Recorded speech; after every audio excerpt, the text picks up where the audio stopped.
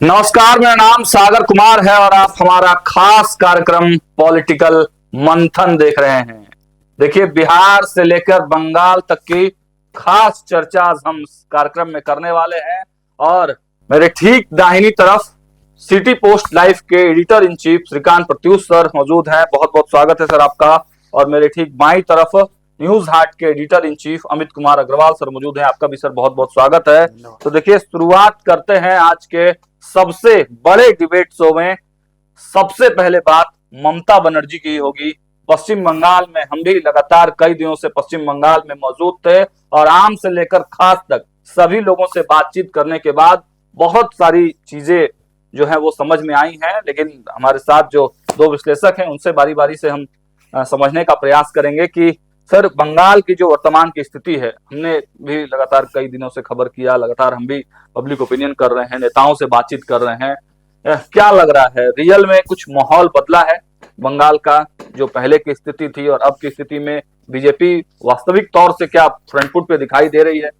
देखिए, लड़ाई मुश्किल तो है ममता के लिए, ऐसी बात नहीं है। बीजेपी कोशिश कर रही है कि किसी तरह से ममता को पछाड़ा जाए, लेकिन ममता को पछाड़ना भी बहुत आसान नहीं, नामुमकिन नहीं है, लेकिन बहुत मुश्किल है। और बंगाली अस्मिता और कल्याणकारी योजनाओं को ममता आगे लेकर चल रही है।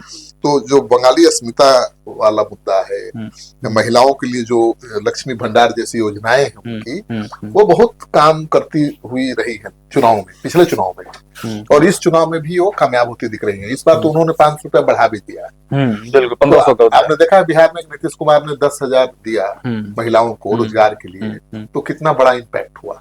एकदम बाइपोलर चुनाव हो गया, जिसके त्रिकोणात्मक चुनाव में बदलने की उम्मीद थी। प्रशांत किशोर किनारे हो गए, सारे निर्दलीय पार हो गए और लड़ाई हो गई एनडीए और महागठबंधन के बीच में। और कितना माइलेज मिला नीतीश कुमार और एनडीए को।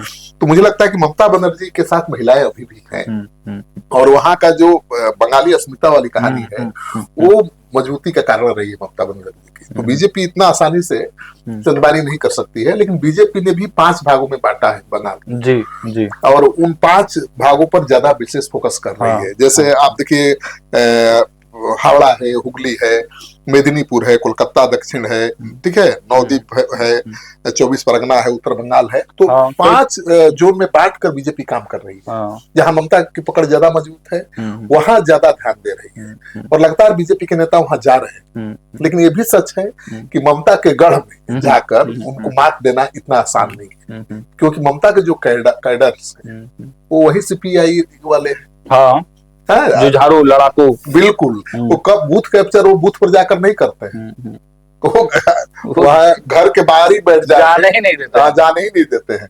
तो इतना आसान नहीं है बीजेपी के लिए ममता को। सर, आपको क्या लग रहा है? आपने भी लगातार, जो हम लोग खबर कर रहे थे, जो डिस्कशन हो रहा था, वो भी आप देख रहे थे, आप लगातार कोलकाता के टच में भी रहते हैं, तो क्या लग रहा है ओवरऑल जो चीजें दिखाई दे रही है वास्तविक तौर से, बीजेपी सच में बहुत कमजोर है, बहुत वीक है?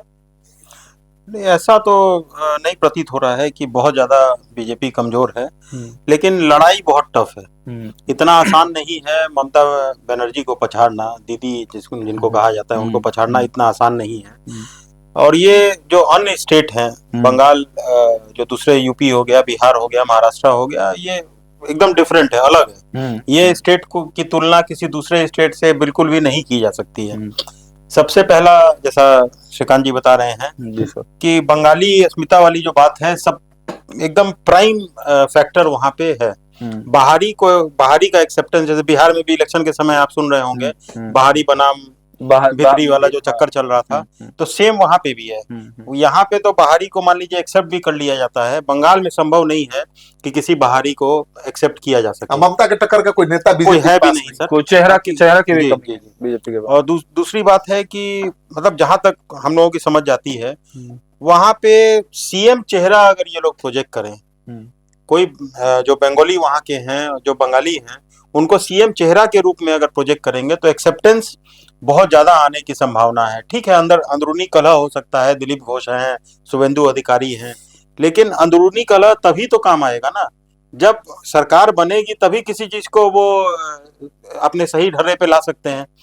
और कलह के चक्कर में अगर स्ट्रेटेजी ही सही ढंग से नहीं अपनाई जाएगी तो सरकार में कभी आ ही नहीं सकते हैं। बंगाल बीजेपी मोदी के नाम पर नहीं जीत सकती है। देखिए बिहार जीत सकती है, बिहार जीत लेती है बीजेपी, यूपी जीत लेती है हिंदी राज्यों में, मोदी जी के नाम पर मोदी का चुनाव जीत लेती है, काम कर लेकिन बंगाल में तो बंगाली अस्मिता जो कहा अमित जी ने एकदम सच है कि बंगाली फेस चाहिए, वहाँ बंगाली फेस चाहिए, और वो भी ममता बनर्जी के टक्कर का चाहिए। इकलौती नेत्री है ना तो वहां विपक्ष की, जो मोदी सरकार से सीधे लड़ रही है। सर अपना एजेंडा, जो मेन एजेंडा लेके बीजेपी बंगाल में चल रही है, उस एजेंडा को स्टैब्लिश करके जो वोटर्स हैं, जो जनता है वहां की, वहां तक पहुंचा नहीं पा रहे हैं। ये लोग अपने एजेंडा से खुद ही खुद भटक रहे हैं।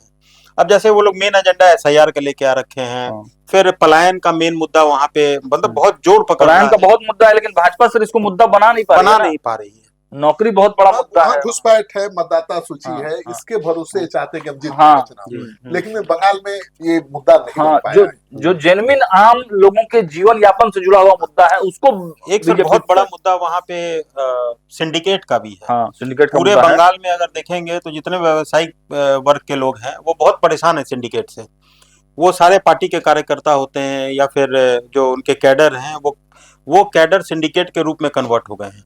अब कोई बिजनेसमैन है, कोई बिल्डर है, कोई इंडस्ट्रियलिस्ट है, तो सिंडिकेट को इस तरह से स्टैब्लिश कर दिया गया है कि वो एक बिजनेस के रूप में डेवलप हो गया। लेकिन सिंडिकेट को तोड़ना भी बहुत मुश्किल काम है, क्योंकि मुझे जो खबर है कि रेलवे, भारत सरकार का विभाग है ना भाई, उसके अधिकारियों को, कर्मचारियों को भी इस सिंडिकेट को रंगदारी देना पड़ता है। अगर कोई अफसर है तो 5,000 रुपए महीने का चंदा देना पड़ेगा, नहीं तो आप वो नौकरी नहीं कर सकते। देखिए ये उम्मीद भाजपा सरकार में ही हो सकता है कि इस तरह का जो मिथ है उसको तोड़ा जा सके।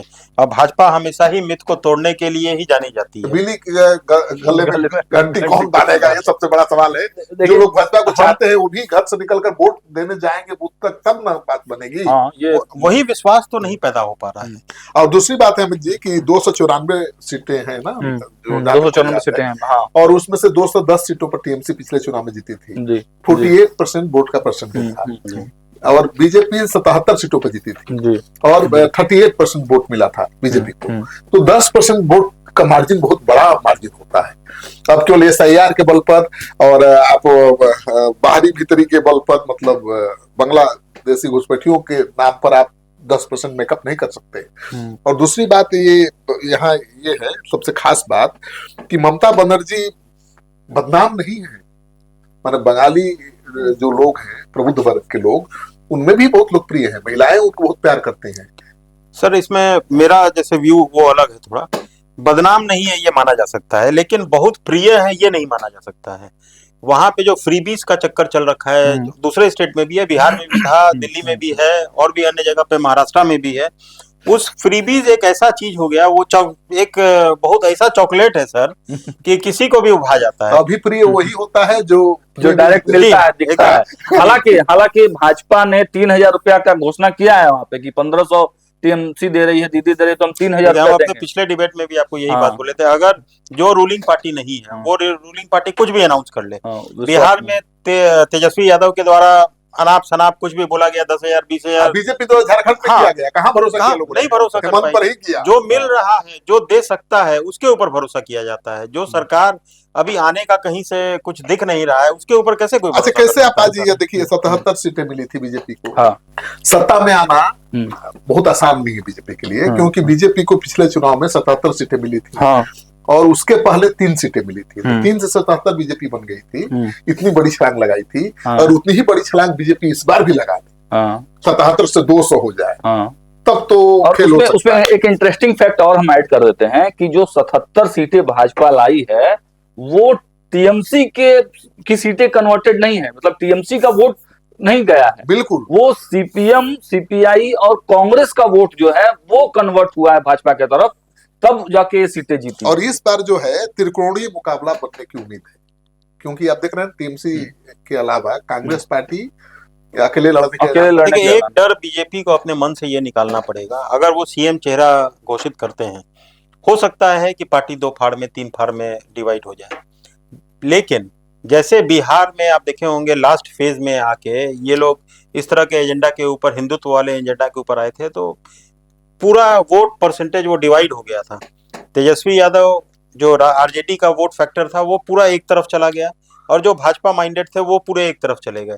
उसी पैटर्न पे, ऐसा नहीं है कि बंगाल में वोटर्स की कमी है जो भाजपा माइंडसेट के हैं या भाजपा को जो वोट देके नहीं, सत्ता बहुत में लोग लाना हैं सर। चाहते हम तो बात कर रहे थे सर, कैमरा जब तक स्टार्ट था तब तक कोई कुछ नहीं बोलता था, लेकिन जैसे कैमरा ऑफ होता था लोग बोलने लगते थे। वही तो मुश्किल है कि वो जो तृणमूल कांग्रेस के कार्यकर्ताओं का कैडर का जो हाँ, कैमरा है हाँ, उससे कैसे बचेंगे, हाँ, कैसे वोट डालने पहुंचेंगे।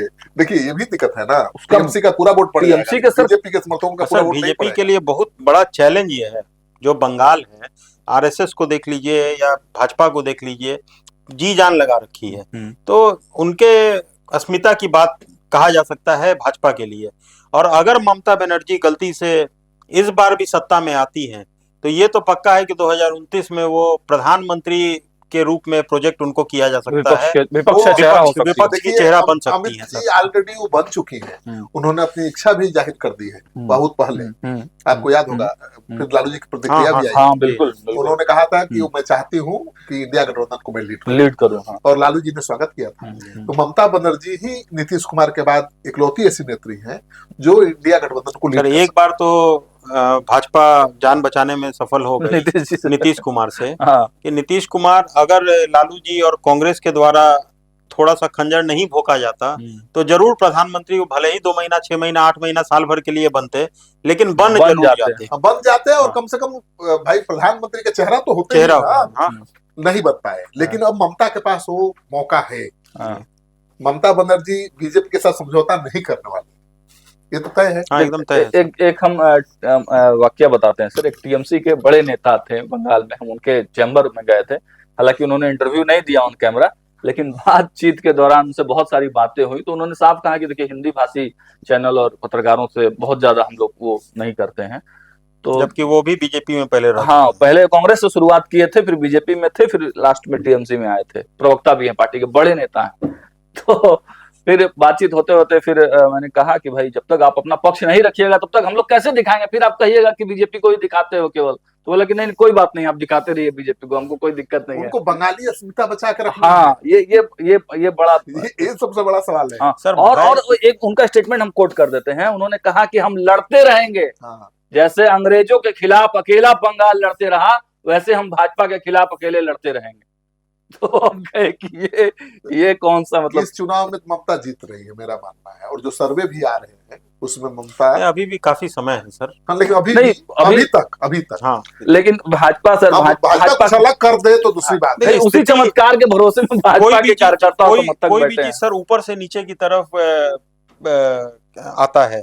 तो उसी में आप भाजपा की ऑफिस में भी सागर जी कवरेज करने के लिए गए थे सर। वहां भाजपा ऑफिस में ऐसा प्रतीत हो रहा था कि वो लोग खुद डर के साए में अपने ऑफिस में बैठे हुए हैं। मतलब हम लोग सर, आप बताइए जी, जब नेता ही डर के साए में बैठे हुए हैं तो कैसे सर उनके समर्थक कैसे नेता के मन में डर कहीं ऊपर से ही तो पैदा किया गया होगा सर। अमूमन तुम लोग संभल के जो भी कार्य कर रहे हो संभल के करो। माहौल देख कर। हाँ, अमूमन क्या होता है सर, जब हम लोग चुनाव कवर करने जाते हैं, या बिहार हो या दिल्ली हो या कहीं भी, झारखंड भी, कई स्टेट हम लोग पहले भी गए हैं सर। तो क्या होता है, भाजपा कार्यालय हुआ या आरजेडी कार्यालय हुआ, कांग्रेस हुआ, कार्यालय में गए, कार्यकर्ताओं से बात करते हैं और थोड़ा समझने का प्रयास करते हैं कि क्या चल रहा है पार्टी संगठन में। मैंने 15-20 साल पहले कवर किया था बंगाल चुनाव को। अच्छा, ठीक है। हाँ। तो वहाँ एक सलमान टाइप का ही नाम था, जो सांसद हुआ करते थे टीएमसी के। अच्छा, उनके इलाके में मैं था, कवर कर रहा था। वहाँ बम चल गया और उसको लाइव मैंने कवर किया था। ठीक है ना। हाँ। तो कुछ पत्रकारों ने मजाक किया, मेरे जी न्यूज के ही लोग दिल्ली से फोन करके, अरे बिहारी बम लेके गया तो तू ही क्या। क्योंकि कभी वहाँ बम फटते थे, लोगों को डराया जाता था, लेकिन टीवी पर नहीं दिखता था। सर पिछले इलेक्शन के बाद का एक वाकया आपको हम बताते हैं। एक जानने वाले हैं मेरे और अच्छा काम वहाँ पे किया करते हैं। वो लोग बीजेपी माइंडसेट के थे और वहाँ का वार्ड काउंसिलर भी बीजेपी का ही था। तो लोकल वार्ड काउंसिलर होने के कारण उससे ज्यादा टच में वो लोग थे। भाई धंधा करने वाला आदमी है, वो तो चाहता है संरक्षण जहां से मिल जाए। पिछले इलेक्शन में टीएमसी के जीतने के बाद उसके साइट पे अंधाधुंध फायरिंग और बमबार्डिंग किया गया था। उन लोगों को धमकाया, मतलब सिर्फ धमकाने का लहजा था कि उन लोगों को धमकाया जा रहा था, आप जो बीजेपी के साथ थे, हम ही लोग हैं जो आपको संरक्षण देंगे, ये प्रूफ करने के लिए। देखिए, वो तो बीजेपी उसको चुनाव का मुद्दा भी बना रही है, चुनावी हिंसा को। मुद्दा भी बना रही है, मुद्दा बन नहीं पा रहा है सर, बन नहीं पा रहा है। सर जैसे इससे और बिहार नुकसान हो रहा है सर, एकदम हो रहा है। इससे शुभेंदु अधिकारी आके बयान देते हैं सर कि भाजपा का झंडा भवानीपुर में जलाया जा रहा है, तो भाजपा का कार्यकर्ता उसको देखकर तो और डर जा रहा है ना, बिल्कुल, और नुकसान है वो भाजपा के लिए। बिल्कुल। लेकिन ये बीजेपी पता नहीं क्यों एनालिसिस नहीं कर पा रही है, नहीं समझ पा रही है। डर का जितना ज्यादा माहौल आप दिखवाइएगा उतना ज्यादा आपका कार्यकर्ता और आपके समर्थक सिकुड़ेंगे।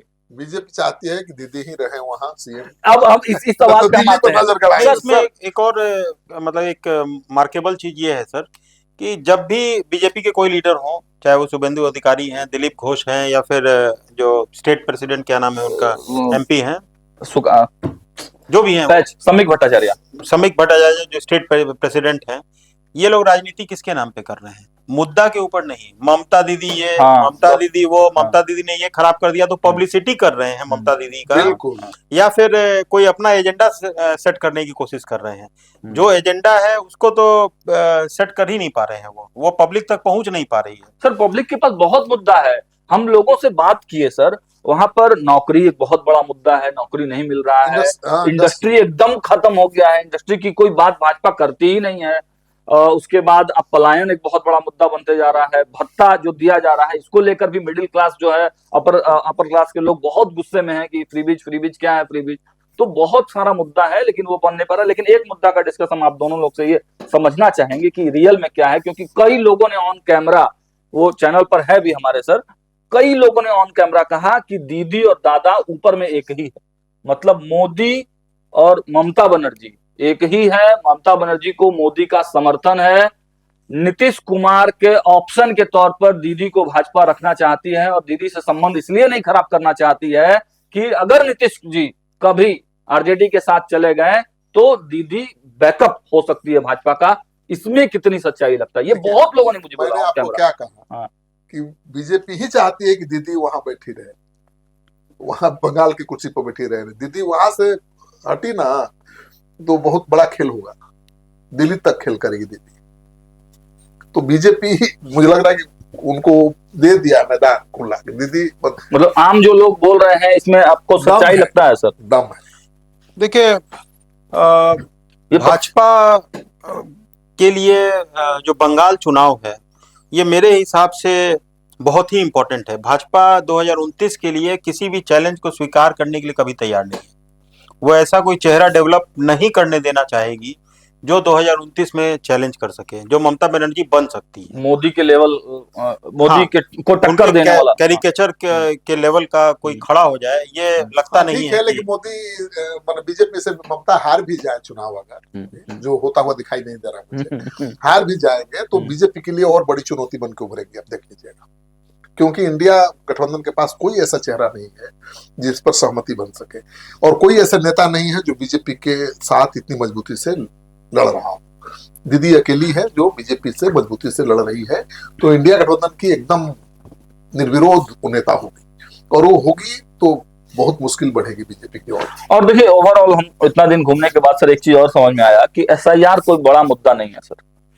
किसी भी आम पब्लिक से जब हम लोग सीधा पूछते हैं कि एसआईआर से कोई प्रॉब्लम हुआ, तो लोगों का कहना है नहीं हुआ है, उससे नुकसान बीजेपी नहीं। तो ये मुद्दा है। आप जैसे बोल रहे हैं बड़ा मुद्दा नहीं है, कहने का मतलब ये है, जो स्टोरी आप करके आए हैं वो स्टोरी हम भी देख रहे थे कि पब्लिक सपोर्ट कर रही है। इस मुद्दे पर बीजेपी को सपोर्ट कर रही है। और ममता बनर्जी जिस हिसाब से लड़ाई लड़ी सुप्रीम कोर्ट में, तो कुछ लोग जरूर उनके फैन वहां पर दिखते हैं, लेकिन बहुत लोग इसे अच्छा नहीं भी मानते हैं। कौन ऐसी मुख्यमंत्री होगी जो सुप्रीम कोर्ट में खड़ी होकर अपने खुद बहस करे?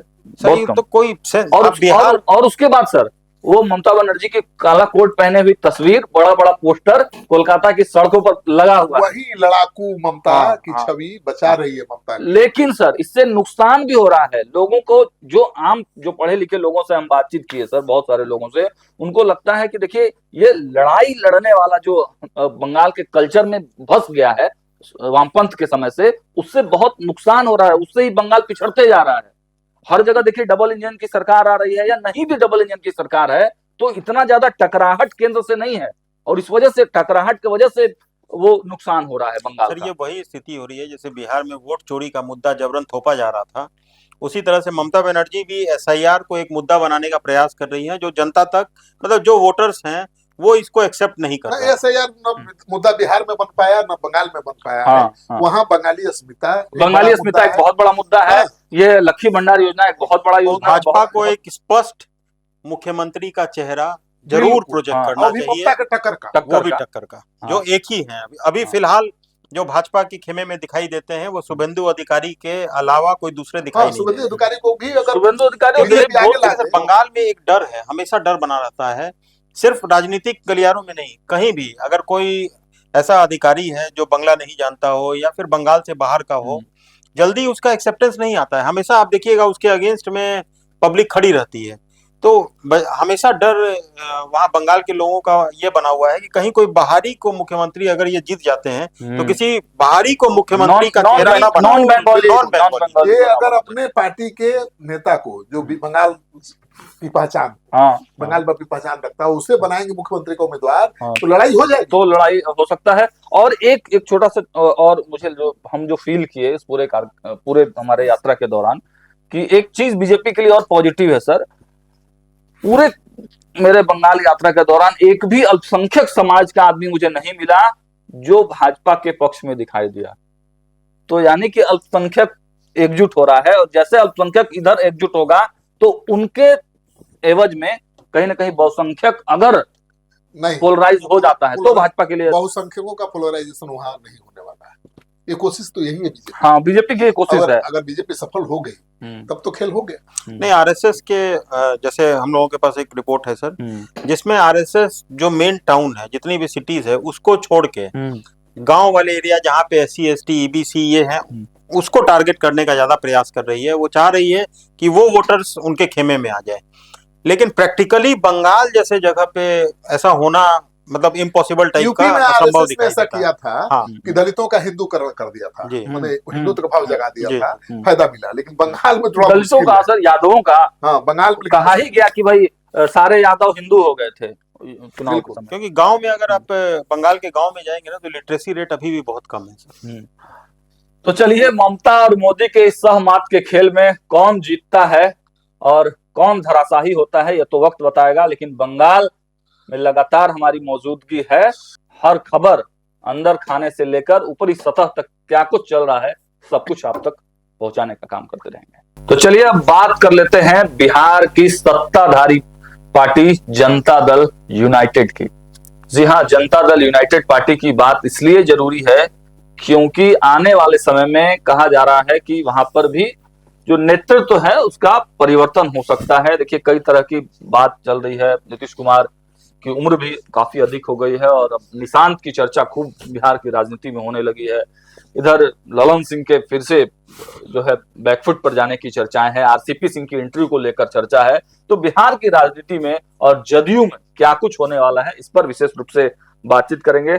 अमित सर से ही शुरुआत करते हैं। सर, क्या लग रहा है कि जनता दल यूनाइटेड के लिए ये जो समय है बड़ा डिसाइडिंग समय है और नेतृत्व को के बदलाव को लेकर भी कुछ अंदर खाने चल रहा है? हाँ, ये तो इलेक्शन के बाद से ही आप अगर देख रहे होंगे तो लगातार ये चर्चा चल रही है कि निशांत को बनाया जाएगा, निशांत को राजनीति में लाया जाएगा या राष्ट्रीय अध्यक्ष में जो कार्यकारी राष्ट्रीय अध्यक्ष हैं उनमें कुछ बदलाव हो सकता है। पर अगर आप सभी राष्ट्रीय कार्यकारी अध्यक्ष जो भी रहे होंगे पिछले 10-15 साल में उन लोगों का बैकग्राउंड अगर देखेंगे तो पूरा डिटेल में तो जाने से बहुत समय लग जाएगा। फिर भी अगर आप देखें तो 2005 में अगर आप देखेंगे तो करीब 138 सीट आई थी जदयू को। 243 में 55 सीट आई थी और 138 पे ये लोग लड़े थे। ये बात है आपको फरवरी 2 बार चुनाव वहाँ 2005 हुआ था 2005 में। और वही अक्टूबर में आप चले जाएंगे तो 243 में से 139 ये लोग लड़े थे और 88 सीट आई थी। उसके बाद अगर 2010 में देखेंगे तो 2010 में 141 सीट लड़े थे और 115 सीट आई थी बिल्कुल जदयू को। 2020 में अगर आप देखेंगे तो 115 सीट पे ये लोग लड़े थे और 43। सबसे खराब परफॉर्मेंस अगर रहा था तो वो यही रहा, आपको 2020 का परफॉर्मेंस रहा। उसके बाद अगर 2025 में आप चले आएंगे तो 2025 में 101 सीट पे ये लोग लड़े और सीट आई इनको 85। बहुत अच्छा। तो परसेंटेज वाइज अगर देखेंगे तो परफॉर्मेंस ये सबसे अच्छा रहा। इस समय कौन अध्यक्ष थे तो संजय झा। कार्यकारी अध्यक्ष संजय झा थे। तो परफॉर्मेंस वाइज अगर देखेंगे तो नीतीश कुमार जब भी रहे राष्ट्रीय अध्यक्ष और उसके बाद संजय झा, आरसीपी के टाइम में तो कोई इलेक्शन हुआ ही नहीं, तो उनको अपना परफॉर्मेंस दिखाने का मौका नहीं मिला। मात्र 7 महीने वो रहे। संजय झा के परफॉर्मेंस को सबसे अच्छे तरीके से आंका जा सकता है। ठीक है, चर्चा अभी है कि आरसीपी दोबारा ज्वाइन कर रहे हैं या करने वाले हैं, अब वो तो आगे देखने को मिलेगा। बट परफॉर्मेंस अगर अभी के परिप्रेक्ष्य में आप देखेंगे तो संजय झा का बहुत अच्छा है। आपको क्या लगता है सर, आरसीपी सिंह का जो 7 महीने का कार्यकाल रहा, भले ही उनके समय में कोई चुनाव नहीं हुआ, बहुत कुछ दिखाने को नहीं उनको मिला, आंकड़े उनके फेवर में नहीं है, लेकिन कहा जाता है कि संगठन के निर्माण में उनकी बहुत बड़ी भूमिका थी। बिल्कुल, जब वो राष्ट्रीय अध्यक्ष थे तो बहुत मेहनत किया संगठन को खड़ा करने में, बहुत घूमे बिहार में, लेकिन उनका दुर्भाग्य है कि उनको चुनाव कराने का मौका नहीं मिला। बहुत शॉर्ट टर्म, और चुनाव को तो माना जाता है पैमाना। और नीतीश कुमार तो जब तक राष्ट्रीय अध्यक्ष की भूमिका में तो हमेशा अभी भी है, और जब शुरू में भी थे तो बहुत अच्छा परफॉर्म करती थी जेडीयू। 115 सीटों से शुरू हुई जेडीयू की जीत, भाई 115 सीटों पर जीती 2010 में, 2020 में आ गई 43 सीट पर, फिर बाउंस बैक की है इस चुनाव में 2025 में, और कार्यकारी अध्यक्ष हैं संजय। तो क्रेडिट तो कायदे से उनको मिलना चाहिए सर, लेकिन चुनाव के पहले जो माहौल था संजय झा के बारे में, जिस तरह की चर्चाएं सर चल रही थी, सारे राजनीतिक पार्टी में आप गुटबाजी देखेंगे, तो इसलिए माहौल है ना। क्योंकि देखिए अब आरसीपी सिंह की एंट्री की खबर आ रही है। आरसीपी सिंह किसी भी समय आ सकते हैं, और उनको लाने का मकसद ही है कि निशांत को आगे लाना, निशांत की लॉन्चिंग। क्योंकि आरसीपी सिंह से ज्यादा भरोसेमंद कोई नहीं है नीतीश कुमार का, ये जान लीजिए। और नीतीश कुमार के जो भी भरोसेमंद लोग रहते हैं उनसे अलग होते रहते हैं, कोई नई बात नहीं है।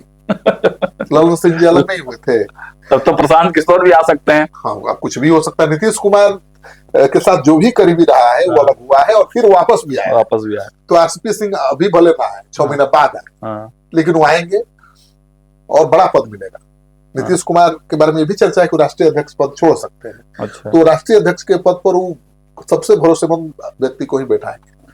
निशांत को आगे लाना है ना, तो निशांत को आगे लाने के लिए सब कुछ होगा। और चर्चा है कि अभी भी आरसीपी पर भरोसा बना हुआ है नीतीश कुमार का। क्योंकि एक प्रयोग तो मनीष वर्मा वाला फेल हो गया, लेकिन उनका विरोध हो रहा है ना, उनका विरोध हो रहा है। अब जैसे ललन सिंह ने कहा, ललन सिंह तो साफ कह दिए सर, क्या किया है उन्होंने पार्टी के लिए। ललन सिंह ने कहा, श्रवण कुमार ने कहा, और भी जो नेता है। लेकिन सर अभी भी जदयू कार्यालय के बाहर एक तस्वीर लगी है, बैनर लगा है, जिसमें निशांत भी है और आरसीपी सिंह भी है। हाँ, लेकिन वो बैनर जिसने लगाया था उसका ऑफिस में बैठना बंद कर दिया गया, ये भी जान लीजिए। तो वो पूरा मारामारी मचा हुआ है। लेकिन निशांत का आना तो तय है राजनीति में, और निशांत को राजनीति में नीतीश कुमार सीधे नहीं लाएंगे, ये तय है, ये भी जान लीजिए। तो सर अगर नीतीश कुमार चाह लेंगे किसी को भी पार्टी ज्वाइन कराना, वो पुराने सदस्य रहे हैं नहीं रहे हैं, साथी रहे हैं, कौन रोक लेगा? जेडीयू मतलब नीतीश कुमार मतलब जेडीयू। जो भी नेता पावर की लड़ाई लड़ रहे हैं ना, उनका अपना कोई पावर तो है नहीं, तो उनका अपना कोई वोट बैंक नहीं है। नीतीश कुमार की रोशनी से चमक रहे हैं, तो नीतीश कुमार तो जिसको हाथ रख देंगे वही बड़ा नेता। सर लेकिन जो भी छोटी पार्टियां हैं, रीजनल पार्टी है, उसमें एक चीज जरूर आप अगर देखेंगे कि जितनी भी रीजनल पार्टी है या नेशनल पार्टी ही मान लीजिए, बीजेपी को छोड़ के, कि बीजेपी जो पार्टी चलाती है उसका एक अलग पैटर्न है, और बाकी जितनी भी पार्टियां हैं वो पॉकेट की पार्टी है। या तो उसके कोई सर्वे सर्वा हमेशा 40 साल से बने हुए हैं, या पार्टी जब से हुई है तब से वो है। तो इसमें राष्ट्रीय अध्यक्ष आप देखेंगे जो पार्टी के सर्वो सर्वा हैं, जो पार्टी के ओनर जिसको कहा जाएगा, आजकल तो कॉर्पोरेट कल्चर में सारी पार्टी चलती है, सब प्राइवेट लिमिटेड फॉर्म में पार्टी चल रही है। जो खुद राष्ट्रीय अध्यक्ष रहते हैं, जो पार्टी के ओनर हैं या पार्टी के मालिक कहिए, आजकल मालिक ही कहना ज्यादा बेहतर होगा, अगर वो राष्ट्रीय अध्यक्ष हैं तो आप देखिएगा कि पार्टी हमेशा परफॉर्म करती थी। परफॉर्मेंस बढ़िया रहा। कांग्रेस में भी आप देख लीजिए, बिल्कुल बिल्कुल, आप अखिलेश में देख लीजिए, आप महाराष्ट्र में देख लीजिए, आप बिहार में देख लीजिए, आप राजद में देख लीजिए। बिल्कुल, जब भी राष्ट्रीय अध्यक्ष का पद किसी और के पास गया है तो इसको आप किस तरह से लेंगे। तो इसीलिए ना निशांत जरूरी है जेडीयू के लिए, निशांत जरूरी है। और सर ये तो कहावत भी है ना कि जब मालिक खुद गल्ले पे बैठ जाता है उस दिन बिक्री ज्यादा होता है। और निशांत कुमार आने वाले हैं। निशांत कुमार भी इंजीनियर हैं, नीतीश कुमार की तरह। हाँ, वो भी नीतीश कुमार भी निशांत जैसे ही लगते थे। अच्छा जी, जैसे आप कहेंगे निशांत एकदम सीधा है, सिंपल कैसे है, वो चलाएंगे? कैसे चलाएंगे? नीतीश कुमार के बारे में भी यही लोगों की राय सर थी। आप उनकी समझदारी देखिए, इतना बवाल इतना मीडिया में चल रहा है उनके बारे में, लेकिन एक शब्द भी, एक सेंटेंस भी निशांत कुमार के मुंह से आप नहीं सुने होंगे ऐसा जिसके ऊपर क्वेश्चन उठ सके। विवादों से कभी नाता ही नहीं रहा उस लड़के का। तो समझदारी है। निशांत जो है अभी आज बोध गया गए, पता है ना? हाँ, बोध गया गए, मतलब उनके पिता का जो प्रोजेक्ट है, सरकार का जो प्रोजेक्ट है, उसका मुआयना भी किया उन्होंने। गंगा के पानी को ले जाने की जो योजना है, वहाँ अधिकारियों से मिले भी, समीक्षा की, और भगवान बुद्ध के सामने गए और चप्पल खुल के गए, पूरे आस्था के साथ दिखे। तो नीतीश कुमार की राह पर वो कदम बढ़ा चुके भाई। नीतीश कुमार को हटा कर निशांत को लाया नहीं जाएगा। निशांत कुमार भोली बात कभी भी आ जाएंगे संगठन में। तो इसका मतलब कि मुख्यमंत्री नीतीश कुमार रहेंगे। तो इसका मतलब है ललन सिंह का कद घटेगा। अब देखिए, चर्चा तो ये है कि अब अखिलेश सिंह भी आने वाले जेडीयू में, कांग्रेस पार्टी के सांसद। ये तो बड़ी बात है, अखिलेश सिंह कांग्रेस के, अखिलेश सिंह जदयू में आएंगे। अब भाई वो आरजेडी में थे, अभी कांग्रेस के सांसद हैं, और जेडीयू में क्यों नहीं आ सकते हैं? अगर वो जेडीयू में आ गए तब तो ये माना जाएगा कि ये काट है। ललन सिंह का सीधे राज्यसभा अगर जाना है तो जदयू में आना पड़ेगा। हाँ बिल्कुल, राज्यसभा जाना है तो जदयू में आना मजबूरी भी है, क्योंकि अब तो कांग्रेस अपने बल पर तेजस्वी और कांग्रेस पार्टी तो भेज नहीं पाएगी। तो अखिलेश सिंह भी बहुत, तो कोई आश्चर्य नहीं है सर। अभी जो क्या बुराई है भाई, महागठबंधन से काफी अभी बदलाव होना बाकी है सर। काफी लोग इधर भी आएंगे और जिनकी जरूरत है भाई। राजद का भी हो रहा है कि विधायक टूटेंगे कभी किसी पार्टी के, इस तरह का चल रहा है। तो अभी बहुत लंबा समय है सर, उसमें कुछ भी हो सकता है। होना चाहिए। तो मतलब बिहार सेंटिमेंट जो ललन सिंह के साथ था या है, वो अखिलेश सिंह की तरफ शिफ्ट हो जाएगा जदयू में। मुझे लगता है कि देखिए, नीतीश कुमार ही नेता है जदयू के, और नीतीश कुमार को ही वोट मिलता है, चाहे किसी जाति या मजहब का मिले, ठीक है ना? और कोई दूसरा पार्टी नंबर 2 का नेता कोई नहीं है जदयू में, मैं मानता हूँ। आज तक कोई नहीं हो पाया, ठीक है ना? नंबर 2 कोई नहीं। प्रशांत किशोर बनने की कोशिश कर रहे थे, तो देखिए कैसे बाहर हो गए। लेकिन ललन सिंह का सर कद कुछ कम हो जाएगा या पार्टी दरकिनार कर देगी, ऐसा नहीं दिखता है। तो ऐसा तो सर पहले भी हुआ है ना सर। ललन सिंह का तो कद पहले भी घटा है सर। तो सभी का ललन सिंह को की बात नहीं है, कोई भी नेता पार्टी में एक स्थान पर नहीं बैठा रह सकता। कभी मान लीजिए उसके विरोधी को मौका मिलेगा, सबको मिलता है। अशोक चौधरी का इलेक्शन के समय में आप देख लीजिए, बिल्कुल। आप एक समय में संजय झा को भी देख लीजिए, जो आज कार्यकारी अध्यक्ष बन रखे हैं। बिल्कुल। तो ये बड़ी पार्टी है, पार्टी धीरे धीरे करके बड़ी होती भी जा रही है। अभी दूसरे स्टेट में भी वो लोग इलेक्शन लड़ने के लिए जा रहे हैं, होता रहता है। कभी कोई ज्यादा पावर में दिखेगा, कोई कमजोर। और नीतीश जी का ये स्टाइल ऑफ पॉलिटिक्स भी है, वो किसी का नंबर किसी दिन बढ़ा देते हैं, किसी का नंबर किसी दिन घटा देते हैं। वो 2 साल का टर्म रहता है। कैसे आप 10th करने के बाद +2 में जाते हैं तो 2 साल का टर्म रहता है, वैसे ही यहाँ पे 2 साल नजदीक रहते हैं, 2 साल दूर रहते हैं। तो अभी निशांत आएंगे संगठन में, काम करेंगे, सीखेंगे, वो शुरू कर चुके हैं, लेकिन औपचारिक रूप से ऐलान भी हो सकता है बहुत जल्द। और मुख्यमंत्री की कुर्सी पर नीतीश कुमार ही बैठे रहेंगे। लेकिन सर सवाल है कि राष्ट्रीय अध्यक्ष का पद क्या बदलेगा? कार्यकारी अध्यक्ष बदलेंगे क्या? संजय झा कि इतने अच्छे स्ट्राइक रेट के बावजूद कार्यकारी अध्यक्ष को बदलने की क्या जरूरत है राष्ट्रीय अध्यक्ष बनाने के लिए? नीतीश कुमार ही राष्ट्रीय अध्यक्ष है ना भाई। बिल्कुल। तो अब दूसरे पर भरोसा करेंगे नहीं। भरोसा जब भी किया उन्होंने धोखा खाया। तो अब तो आरसीपी के लिए सर कोई जगह बनाना पड़ेगा ना सर। आरसीपी के लिए जगह बनाया जा रहा है, मुझे जो खबर है, और आज या कल कभी भी खबर आ सकती है कि आरसीपी जेडीयू में इन। जैसे आरसीपी इन होंगे, आरसीपी और अखिलेश दोनों के इन होने के बाद क्या होगा ललन सिंह का? ये तो ऐसा नहीं है, पार्टी में लगातार आदमी जुड़ते रहते हैं, नेताओं की ललन सिंह की अपनी अलग जगह है, उनकी अपनी ललन सिंह की अलग पहचान है, अलग जगह, अलग पकड़ है, अलग पहचान है, अलग रुतबा है। बिल्कुल, उसको कमजोर करना इतना आसान नहीं है। तो अब बात कर लेते हैं थोड़ा सत्ता के बाद अपोजिशन की भी। बिहार में खूब हंगामा मचा पिछले दिनों, कई मुद्दे छाए रहे, नीट हुआ और भी कई तरह के मुद्दे हुए। लेकिन तेजस्वी यादव क्या कर रहे हैं भाई? कहाँ है तेजस्वी यादव? कहाँ है तेजस्वी यादव सर? देखिए, अभी तो हर जगह पप्पू यादव दिखाई दे रहे हैं। अच्छा। प्रशांत किशोर भी एक्टिव हुए थे। चुनाव बाद तो गायब हो गए थे जी, तेजस्वी यादव भी गायब हो गए थे जी, लेकिन प्रशांत किशोर अचानक पटना लौटे और नीट छात्रा के इस मामले में परिजनों से सबसे पहले मिलने पहुंच गए तो लगा कि फिर से एक्शन में आ गए। हाँ, और नेता विपक्ष की जो कमी महसूस हो रही है उसकी भरपाई कर दे और उनके लिए अवसर भी था, वो इसका फायदा उठा सकते थे। हाँ। लेकिन वो नहीं उठा पाए, गए सवाल को उठाया, बड़ा बनाया, लेकिन पीछे हट गए और पप्पू यादव ने लपक लिया। तो सर प्रशांत किशोर का ये पुराना तरीका नहीं रहा है, किसी भी मुद्दे को शुरुआत कर देते हैं फिर बैक हो जाते हैं, सस्टेन नहीं करते हैं। जैसे उन्होंने कुछ मंत्रियों के खिलाफ अभियान चला, उसके पहले बीपीएससी में इतना बड़ा प्रोटेस्ट में बिल्कुल वो पार्टिसिपेट किए, छात्रों के आंदोलन से जुड़े और बहुत उनको पॉपुलैरिटी मिला, वहीं से बहुत ज्यादा ख्याति मिला, लेकिन उसको भी बीच में छोड़ दिया।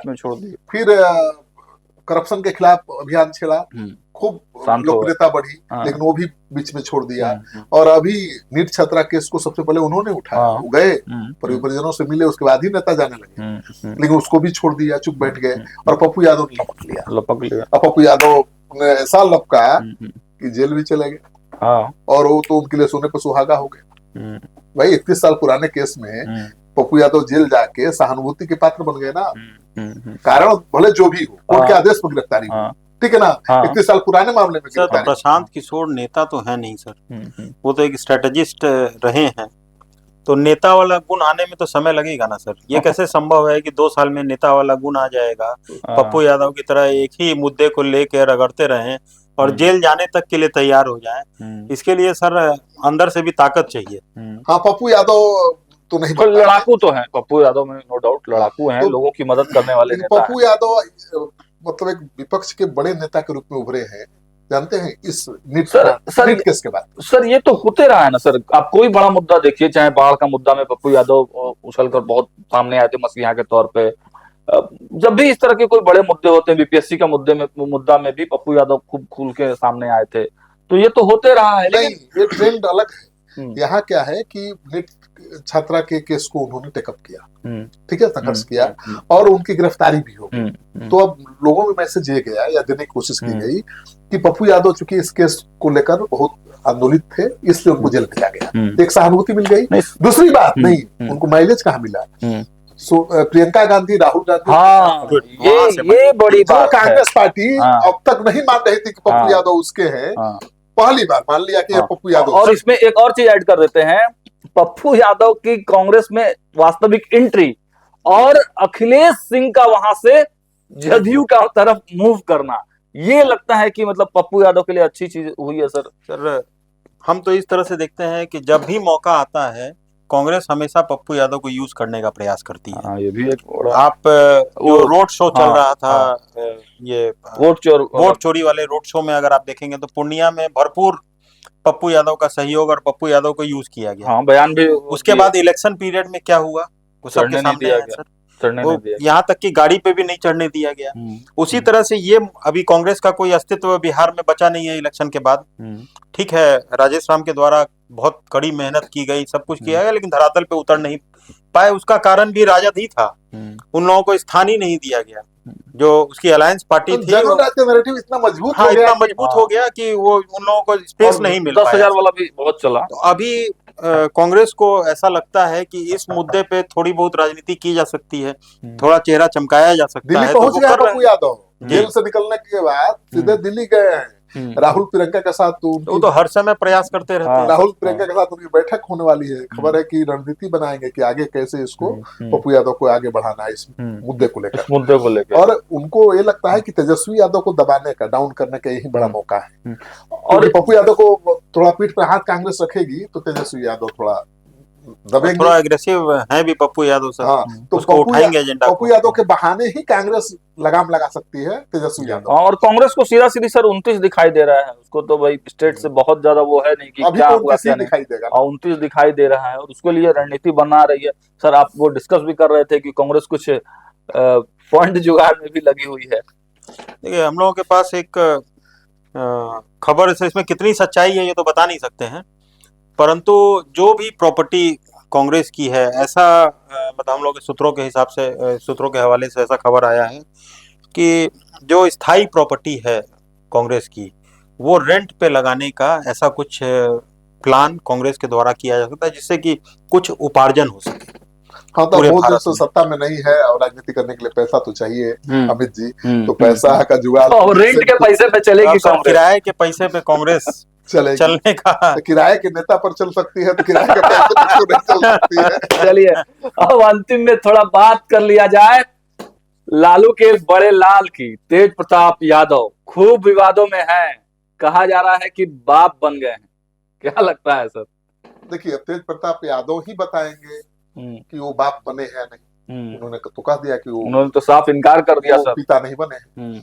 अनुष्का यादव ही बताएंगे कि उनकी बेटी का पिता कौन है। उन्होंने कोई बयान नहीं दिया है। लेकिन इस बीच अनुष्का के भाई आकाश यादव ये मैसेज देने की कोशिश करते रहे हैं, करते नजर आ रहे हैं कि भाई ये तेज प्रताप की ही बेटी है, ठीक है ना। लेकिन अनुष्का अपने भाई से भी सहमत नहीं है, क्योंकि अनुष्का नहीं चाहती है कि तेज प्रताप संकट में फंसे, क्योंकि अभी तो डाइवोर्स का केस चल रहा है। ऐसे में तेज प्रताप मुश्किल बढ़ जाएगी। ये तो संस्कार है ना सर। बिल्कुल।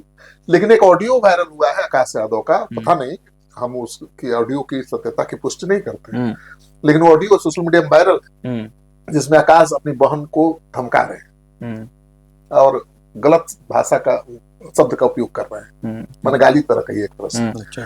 तो वो वीडियो ऑडियो वायरल है, तो उससे ये संकेत मिल रहा है, अगर सही है वो ऑडियो तब ये संकेत मिल रहा है कि भाई अनुष्का नहीं चाहती तेज प्रताप को संकट में डालना, लेकिन आकाश यादव मामले का फायदा उठाना चाहते हैं और उनको रोकने की कोशिश कर रही है, तो उसको उस पर दबाव बनाया जा रहा है।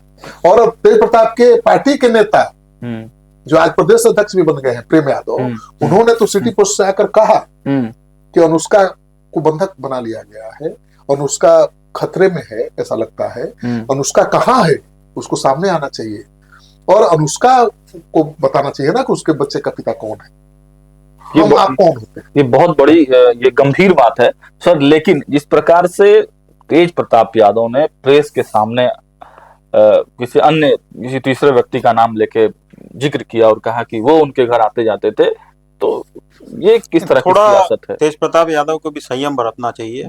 जब ये मुद्दा उठा था तो उस मुद्दा पे चुप रहना, मतलब मुझे ऐसा लगता है कि उनका चुप रहना ज्यादा बेहतर था। अब चुप हो गए हैं, वो तो घबराहट में कुछ उन्होंने बोल दिया जो नहीं बोलना चाहिए था। सीधे लांछन लगाना, किसी भी लड़की के चरित्र पर सवाल उठाना ठीक नहीं है। लेकिन अब वो संभल गए, अब उनका कोई बयान नहीं आ रहा है इस पर, और उनकी पार्टी के नेता का बयान से अनुष्का के पक्ष में। वो तो पार्टी के नेता ने यही सवाल उठाया ना कि वो कहीं खतरे में तो नहीं है। देखिए, इसलिए उठाया है कि डर है कि अनुष्का से संबंध तो भाई जग जाहिर है तेज प्रताप जी का। अनुष्का के साथ कुछ बुरा होता है तो तेज प्रताप जी फंस जाएंगे। हाँ, बिल्कुल फंस जाएंगे। ऐसे में उनकी पार्टी के नेता ने सवाल उठाकर, उनकी सुरक्षा के सवाल को उठाकर वो अपनी सुरक्षा भी की एक तरह से कि भाई कुछ होगा तो हम लोग ने लेना देना नहीं होगा, उनके भाई ही दुश्मन बने हुए हैं। ये भी है मैसेज। तो जैसे आप बता रहे थे सर कि कोई एक ऑडियो वायरल हुआ है, वो ऑडियो हम लोग तक नहीं पहुंचा है, अभी तक हमारी जानकारी में नहीं है। लेकिन जैसा आप बता रहे हैं तो हो सकता है कि वो ऑडियो भी क्रिएटेड हो, कुछ भी हो सकता है। एआई के जमाने में कुछ भी हो सकता है। तेज प्रताप के भी एक से एक तस्वीरें सोशल मीडिया में वायरल हो रही है, और क्या सही है साहब? नहीं है, नहीं सही है। तो एआई के जमाने में तो भाई कुछ भी हो सकता है, वो भी डॉक्टर्ड हो सकता है। अब तो आकाश यादव ही बताएंगे ना कि वो गलत ऑडियो की नहीं है, अनुष्का ही बताएगी। वो दोनों नहीं आ रहे हैं सामने, तब तक तो वो वीडियो वायरल हो रहा है ऑडियो, और लोग चर्चा कर। इसमें कोई कानूनी पक्ष भी है कि तेज प्रताप यादव को डाइवोर्स मिलने में दिक्कत था, इस वजह से भी, लेकिन फिर चरित्र हनन क्यों? अब नहीं, पता नहीं क्यों उन्होंने चरित्र हनन किया, क्यों आकाश गुर्जर का नाम लिया। लेकिन मुश्किल तो बढ़ेगी। अभी तो तलाक का केस कोर्ट में चल रहा है। ऐश्वर्या राय आरोप लगा सकती है कि पहले से इनका किसी से संबंध था, एक दूसरी पत्नी है जिसके बच्चे के पिता भी है, और हमारे साथ शादी क्यों की। तो कई तरह के सवाल हैं। एक सर हम वीडियो वायरल देख रहे थे अक्षरा सिंह का, कल या परसों का होगा, बिल्कुल। उसमें कोई मीडिया वाले ने बाइट लेने का प्रयास किया और तेज प्रताप का ही कुछ ये मुद्दा जो चल रहा है, डिवोर्स का, एलिमनी का, ये सारा मुद्दा, तो उनसे पूछा गया कि एलिमनी डिमांड किया गया है तेज प्रताप यादव से 10 करोड़ 5 करोड़ जो भी 32 करोड़ 32 करोड़ जो भी अमाउंट का है, तो उनके द्वारा पहले तो तेज प्रताप का बचाव किया गया, उसके बाद ये कहा गया कि उस लड़की के बारे में जो तेज प्रताप की प्रथम मतलब जो वाइफ है आज के डेट में, जो पत्नी है उनकी, डिवोर्स तो हुआ नहीं ऐश्वर्या राय के साथ, उनका एलुमनी डिमांड करना सही है कि नहीं। तो अक्षरा सिंह के द्वारा कहा गया नहीं, वो महिला है, उसको एलुमनी उसकी राइट बनती है और एलुमनी हर हालत में उसको मिलना चाहिए, अमाउंट कुछ भी हो, 10 करोड़ हो, 20 करोड़ हो, जो भी हो। नहीं, दरअसल वो उन्होंने पवन सिंह के बारे में ये सवाल जब पूछा गया तो उन्होंने कहा कि अगर शादी की है तो पत्नी की मांग माननी चाहिए, उसका ख्याल रखना चाहिए, 10 करोड़ 20 करोड़ 100 करोड़ जो भी मांगे देना चाहिए। लेकिन अब तो तेज प्रताप भी तो उसी दायरे में आएंगे ना भाई। तो तेज प्रताप के बारे में जब पूछा गया सवाल तो उन्होंने कुछ ऐसा कमेंट नहीं किया, उन्होंने कहा कि उनको नहीं पता है। सर एक छोटा सा वाकया हम आपको बताते हैं। एक अधिकारी हैं, उनके द्वारा कहा गया कि तेज प्रताप इंटरेस्टेड थे एलुमनी देके इसको सेटल करने में, लेकिन विवाद इतना बढ़ा हुआ था कि वो सेटलमेंट हो नहीं पा रहा था, जबकि ये अपनी तरफ से काफी जो भी ऑफर डिमांड आया था वो डिमांड ये फुलफिल करने के लिए हमेशा तैयार बैठे थे, लेकिन डिमांड हमेशा बढ़ता चला गया, ऐसा उनके द्वारा कहा जा रहा था। अब इसमें सच्चाई कितनी है ये तो कोर्ट में केस चल रहा है। हाँ, कोर्ट में केस चल रहा है, उसके अनुसार तो ऐश्वर्या की मांग केवल यही है कि रहने के लिए घर चाहिए, वो भी एसके पुरी में चाहिए, और 1.5 लाख रुपए महीने चाहिए, यही डिमांड है। लेकिन अब ऑफ द रिकॉर्ड तो बहुत बातें सामने आ रही है कि 32 करोड़ की मांग रही है और इसीलिए बात नहीं बन पा रही है। अब क्या है सच्चाई दोनों ही बता रहे हैं। चलिए अब देखिए इस पूरे मामले को लेकर हम लोग लगातार पैनी नजर रखे हुए हैं, क्या कुछ होता है आप तक पहुंचाने का प्रयास करते रहेंगे, लगातार खबरें जारी हैं। इस डिबेट में इतना ही। आप दोनों लोगों का बहुत बहुत धन्यवाद और आप तमाम दर्शकों का भी बहुत धन्यवाद। अपने सवाल और सुझाव कमेंट बॉक्स में जरूर रखें।